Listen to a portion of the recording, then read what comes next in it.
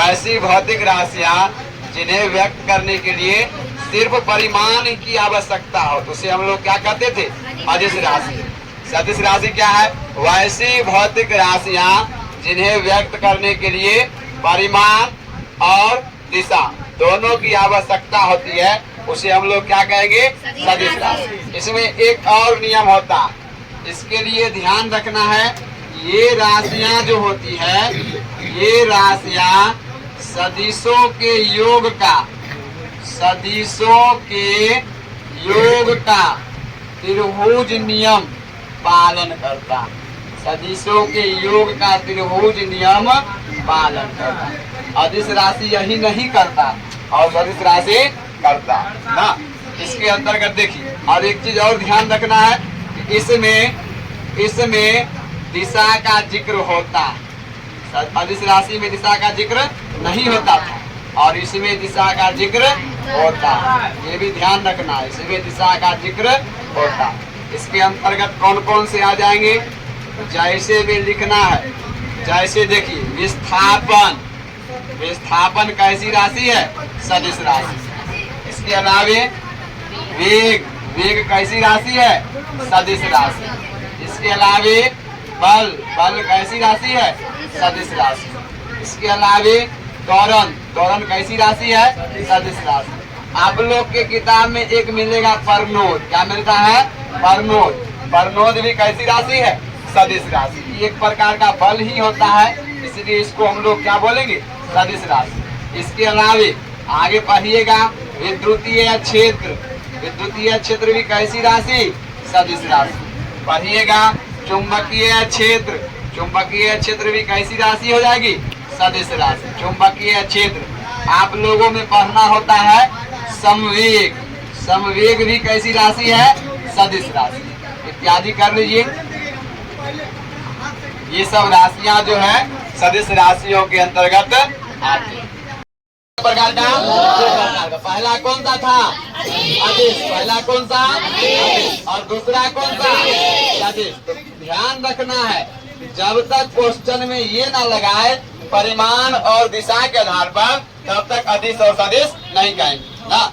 ऐसे हम लोग जानते हैं कि मापन के आधार पे कितने प्रकार का? 2 प्रकार। कौन कौन? आधारी और व्युत्पन्न। परिमाण और दिशा के आधार पर कौन कौन? अदिश और सदिश। अदिश के बारे में हम लोग चर्चा पहले क्लास में किए हुए हैं, आज सदिश को देख रहे हैं। कहता है कि वैसी भौतिक राशियां जिन्हें व्यक्त करने के लिए, दर्शाने के लिए परिमाण और दिशा दोनों की आवश्यकता होती है उसे हम लोग क्या कहेंगे? सदिश राशियां कहते हैं। फिर सुनिए क्या कहता है? वैसी भौतिक राशियां जिन्हें प्रकट करने के लिए, दर्शाने के लिए परिमाण और दिशा दोनों की आवश्यकता होती है उसे हम लोग क्या कहेंगे? सदिश राशियां कहते हैं। इसके अलावे एक और कंडीशन होता है, सदिश राशियां सदिशों के योग का त्रिभुज नियम पालन करता है। ये ध्यान रखना है, यही इम्पोर्टेंट होता है। सदिशों के योग का त्रिभुज नियम जो पालन करेगा उसे हम लोग क्या कहेंगे? सदिश राशि के नाम से जानते हैं। सदिश राशि में दिशा का जिक्र होता है।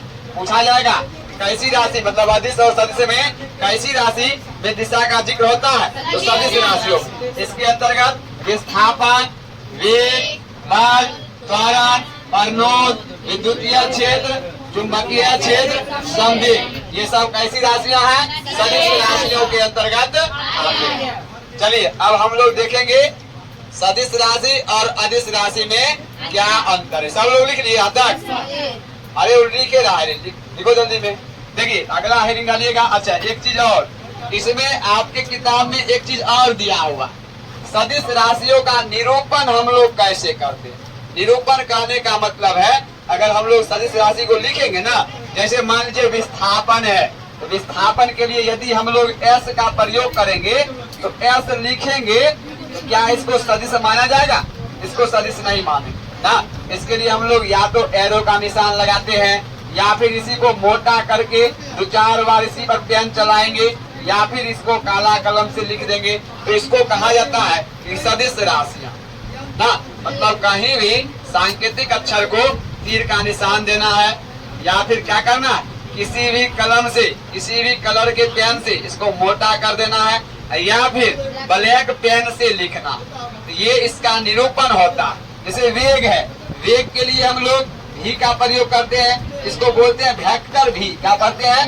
वेक्टर भी। बल है, बल के लिए हम लोग वेक्टर एफ, ऐसे पढ़ा जाता है। तो अगला हेड निकालिएगा सदिश राशियों का निरूपण। इसको मिटा दें।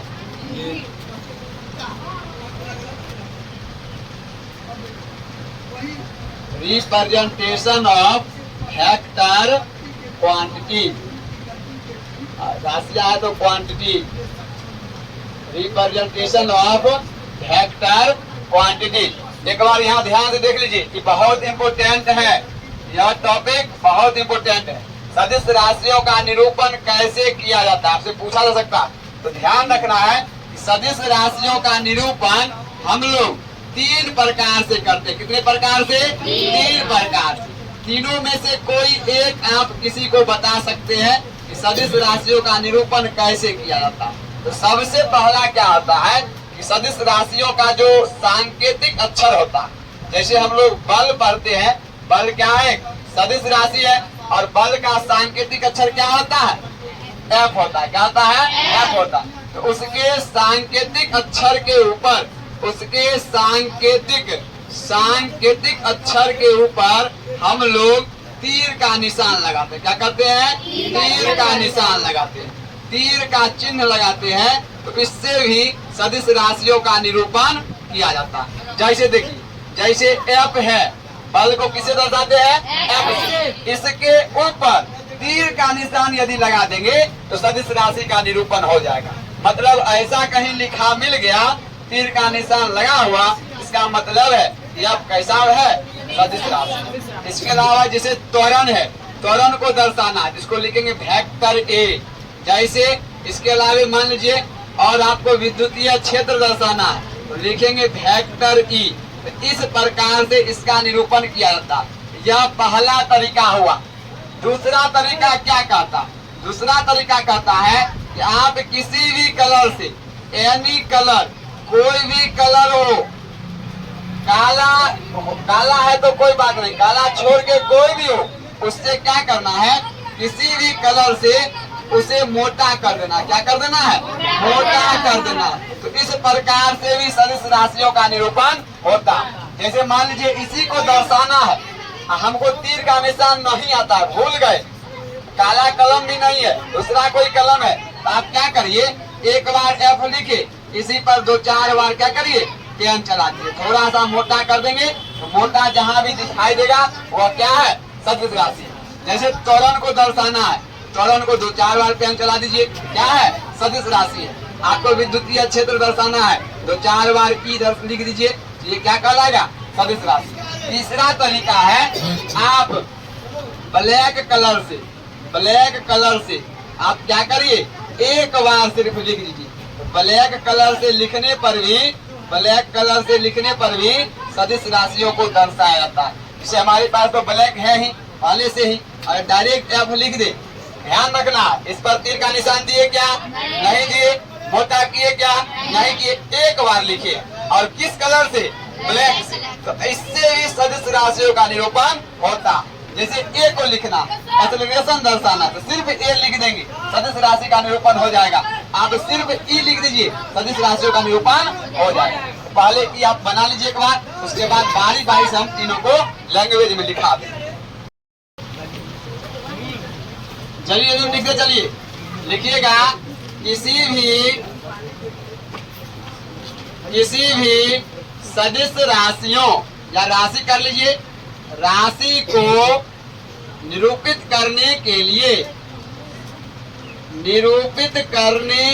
लिए उसके सांकेतिक अक्षर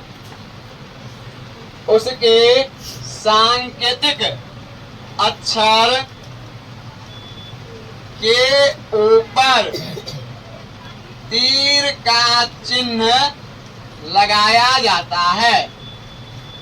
तीर का चिन्ह लगाया जाता है। सबसे पहला हो गया, किसी भी सदिश राशि का आप निरूपण करिएगा तो उसके सांकेतिक अक्षर के ऊपर क्या करना है, तीर का चिन्ह लगा देना। अब तीर के चिन्ह में भी दो बातें होती है, थोड़ा ध्यान से देख लीजिए फिर लिख लीजिएगा। तीर के चिन्ह में भी दो बातें होती है। जैसे मान लेते यदि आप तीर का चिन्ह ऐसे देते हैं तो ये सिर्फ एक ही पार्ट नहीं है, इसमें दो पार्ट होते हैं। इसको दोनों भागों को यदि अलग अलग करेंगे तो एक भाग यहाँ से यहाँ तक होगा तीर का चिन्ह, या इसी को आप कहेंगे रेखाखंड का चिन्ह। तो एक भाग ये हो जाएगा और दूसरा जो पार्ट होता है उसमें ऐड होता है ऐसा वाला भाग। ये दोनों का मतलब क्या है, तो ध्यान रखना है कि आप जो तीर का चिन्ह देते हैं दर्शाने के लिए, तो तीर के चिन्ह में रेखाखंड की जो लंबाई होती है वो सदिश राशि के परिमाण को दर्शाता है। किसको दर्शाता है, परिमाण को दर्शाता है। और ये जो आप देख रहे हैं जिसको हम लोग एक्चुअल में तीर ही कहते हैं, ये इसके दिशा को बताता है। क्या बताता है, दिशा को। अब बताइए, कोई पूछेगा एक तीर का मतलब क्या है, तीर दो पार्ट में, एक इसके रेखाखंड की लंबाई जो सदिश राशि के परिमाण को दर्शाता है, और दूसरा तीर का दिशा, तीर के दिशा को क्या बताता, सदिश राशि की दिशा को बताता। इस प्रकार आप देख सकते हैं परिमाण भी आ गया और दिशा भी आ गया। तो इस प्रकार से हम कह सकते हैं कि सदिश राशि का निरूपण जब भी हम लोग करेंगे उसके ऊपर क्या करेंगे, तीर का चिन्ह लगा देते हैं। जैसे आप लिख सकते हैं, जैसे में वेक्टर एफ है, वेक्टर भी है, वेक्टर ए है, ईटीसी कर लेंगे। दूसरा देखिए, दूसरा कंडीशन हमने क्या बताया था कि किसी भी सदिश राशि को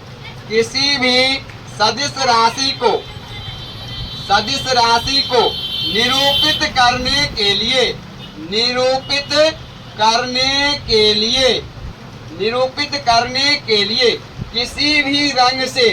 किसी भी रंग यहाँ पर कहने का मतलब है रंग नहीं देना है। रंग कहने का मतलब है किसी भी कलर का आपके पास पेन हो, लाल हो, हरा हो, नीला हो, किसी भी प्रकार का चल सकता। तो किसी भी रंग से हम लोग क्या करते हैं, उसके सांकेतिक अक्षर को मोटा करके लिख देते हैं। क्या करते हैं, मोटा करके लिख देते हैं। तो मोटा करके लिखा जाता। तो दूसरा तरीका हो गया, ध्यान देना है। क्या कहता है, कोई भी सदिश राशि है, इसको निरूपित करने के लिए किसी भी कलर के पेन से आप क्या करेंगे, उसके सांकेतिक अक्षर को मोटा कर देंगे। जैसे आप देख सकते हैं, जैसे मान लेते हैं जैसे एफ लिखना है तो एफ को क्या करेंगे हम लोग, मोटा कर देंगे। ये सदिश राशि हो जाएगा। आपको ए सदिश राशि हो जाएगा। एस विस्थापन दर्शाना है, क्या करेंगे, मोटा कर देंगे। इस प्रकार से सदिश राशि का निरूपण किया जाता है। तीसरा तरीका है कि आप कह सकते हैं किसी भी सदिश राशि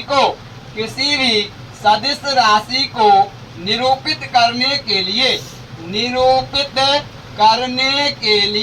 उसके सांकेतिक अक्षर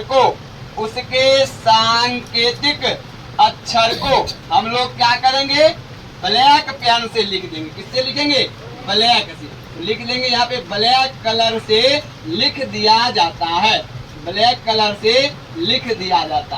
तीनों तरीका हो गया। आप इसका एग्जांपल देख सकते हैं। जैसे में अगर आपको लिखना है कोई सदिश राशि और ये